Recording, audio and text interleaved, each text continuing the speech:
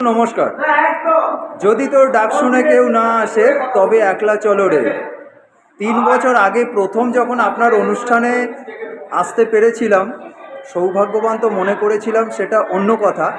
যে অসীম তৃপ্তি নিয়ে গিয়েছিলাম, সেই অসীম তৃপ্তি আরও বন্ধুবান্ধবের মধ্যে ছড়িয়ে দেওয়ার চেষ্টা করেছিলাম। দুর্ভাগ্য আমার, তারা কেউ সহযোগিতা করলো না। তো সেই জন্য রবি ঠাকুরের ওই গানটা মনে করেই নিজেই গাইতে গাইতে চলে এলাম। যদি তোর ডাক শুনে কেউ না আসে তবে একলা চলো রে। আপনি আপনার কর্মযোগ্য সম্বন্ধে 2-4 কথা বলুন। আমার প্রশ্ন করার মতো ধৃষ্টতা নেই, আপনি সর্বেসর্বা। রবীন্দ্রনাথ নাট্য সংস্থা একটি 31 বছর পার হয়েছে আমাদের দলের বয়স। 1995 সালে এই দল তৈরি হয়েছিল।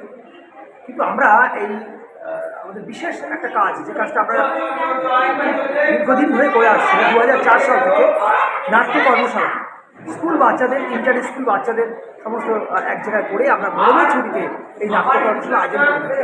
আমাদের উদ্দেশ্য হচ্ছে যে আগামী প্রজন্মের কাছে আমরা যাতে আমাদের থিয়েটারের বার্তা পৌঁছে দিতে পারি, আমরা যাতে নাটকের উৎসাহিত করতে পারি ছেলে মেয়েদের, এবং আগামী প্রজন্ম যেন নাটকের প্রতি উৎসাহিত হয়, থিয়েটারের প্রতি উৎসাহিত হয়। সর্বোপরি যে শুধু উৎসাহিত হবে তা নয়, শুধু যে একজন নাট্যকর্মী হবে এমনও নয়, তারা যেন ভালো মানুষ হয়ে গড়ে উঠতে পারে, যেটা আজকের সময়ের বড়ই অভাব। যে এই প্রতিযোগিতার দৌড়ে শুধুই পড়াশুনো আর ক্লান্তি আর মোবাইলের যে রাজত্ব, সেই জায়গায় দাঁড়িয়ে যাতে ছেলেমেয়েরা একটা স্বাধীন বার্তা পায়, স্বাধীন একটা সমাজ পায়, যেখানে একটা ভালো মানুষ গড়ে ওঠার একটা সুযোগ পায়, সেই চেষ্টাই আমরা করে যাচ্ছি আমাদের এই নাট্য আন্দোলনের মাধ্যমে, এই নাট্য কর্মশালার মাধ্যমে। ঠাকুর রামকৃষ্ণদেবের একটা কথা এখানে স্মরণ করতে চাই, যে যাত্রায় লোকশিক্ষে হয়।